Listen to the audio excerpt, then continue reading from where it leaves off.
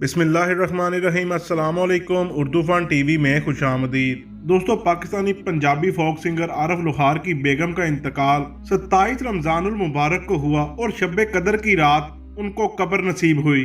दोस्तों, वीडियो में चलती हुई ये खूबसूरत तस्वीर देखें।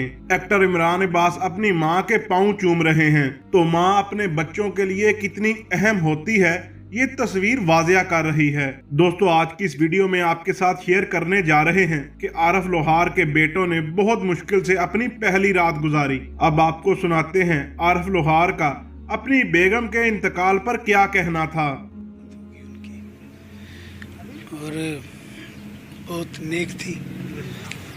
मेरी गुजारिश है, जो मेरे जितने भी प्यार करने वाले सब उनकी मग़फ़रत के लिए दुआ ज़रूर कीजिए।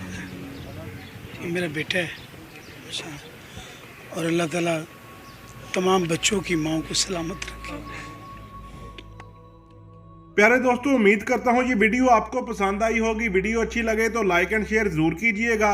मिलते हैं किसी अगली वीडियो में, तब तक के लिए अल्लाह हाफिज।